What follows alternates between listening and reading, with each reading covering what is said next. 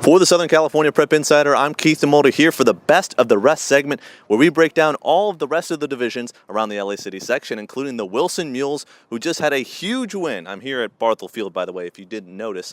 Huge win over Bell, 14-13. The Wilson Mules already undefeated. 1-0 though, it's only the first week, but they are on their way to potentially an undefeated season. Huge game for them last week. They got another big one coming this week. But before we get to that, we're going to talk about the rest of the city section. Connor and Alex obviously talked about week one reactions, all of their picks. But now we're going to talk about action from the other divisions, the best of the rest. That's why we call it the best of the rest segment. So first, let's start with 8-man. Let's start with those little schools, the schools that don't have enough players to play full 11 on 11 action. So the majority of the 8-man division didn't play last week. First week is this week. But one team did play, that being East Valley. They took part, and they absolutely scorched the Blair Vikings 36-6, thanks to 136 yards on the ground from their running back, Oscar Bejarano. So they currently lead the division 1-0, although they're the only team that played, so that's why they're currently leading the 8-man division. But watch out this week, Sherman Oaks CES, they were the runner-up last season to Anemo Robinson.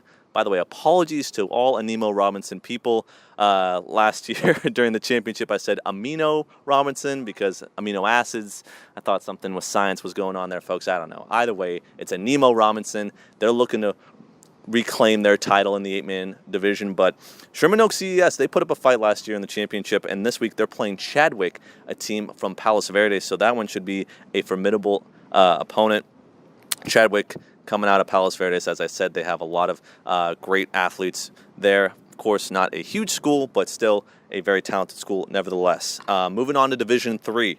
There wasn't much defense as 8 teams allowed 32 points or more to opposing offenses. There was a bright spot, though. The regular season heavyweight Santee trounced Maywood CES 54-14, so they look to be making another run towards the D3 title.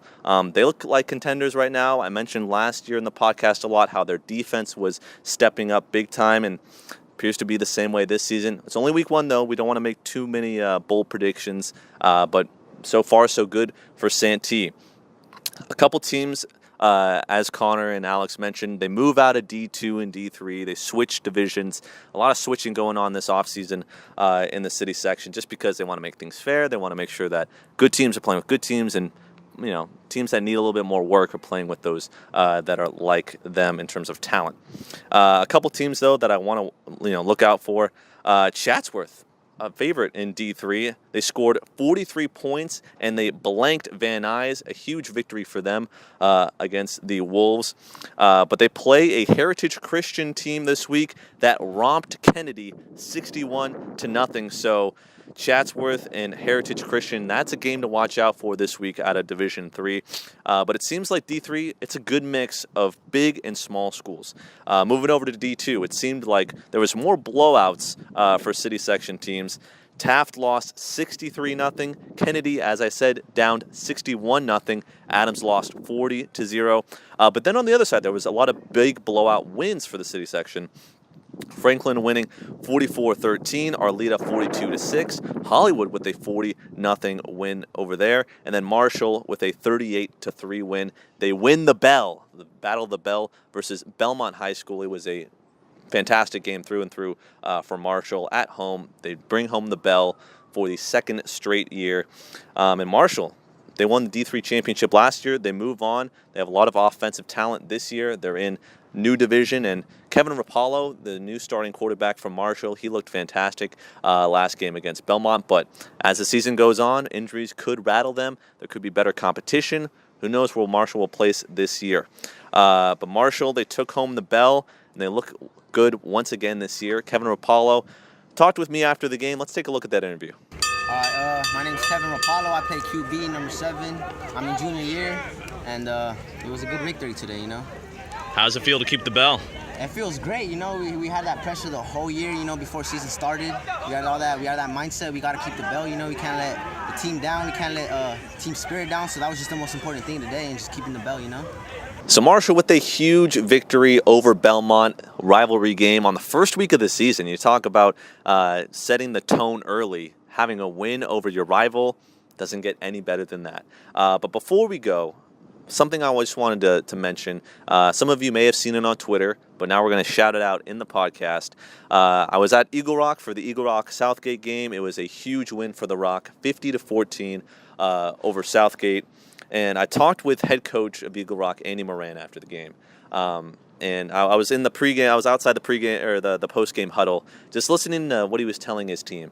And he mentioned to his players, he said, no matter what happened tonight, I want you to go home and tell somebody that you love them. Tell anybody that you know that you love them and that you appreciate them. And I thought that was very interesting because there's a lot of coaches that will talk about, oh, we didn't execute offensively, we didn't do this defensively, the linebackers weren't as fast as they needed to be, things like that. A lot more talk about football.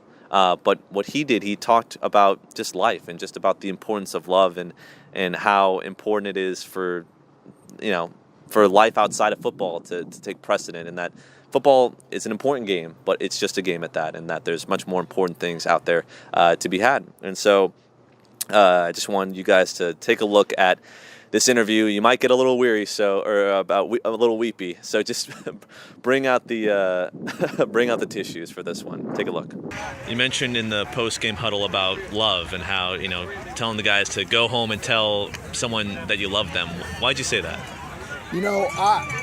First of all, I believe in, for me, this is, I say that because it was hard for my father to say that. So part of my goal or my mission as a head coach is for these guys to have a man say love and be able to receive that, so that when they become fathers, they'll be able to say it to their sons. Because so many of these guys are single, raised by a single parent, and maybe they don't hear it enough, or they don't know what it's like to hear that from a man. So that's like my personal mission, and I think it's a gift, and when you give it enough, it comes back to you. Guys, I'm not crying. You're crying. There's no tears in my eyes right now after watching that. It was great guy, great program. The Rock, even if they don't win a championship this year, they got a great program just leading young men. That's what they do over there in Eagle Rock. They got a lot of talent. They moved up to Division I. We'll see what happens this year. But that's going to do it here for the Best of the Rest segment. For the Southern California Prep Insider, I'm Keith Demolder. Back to you guys in the podcast.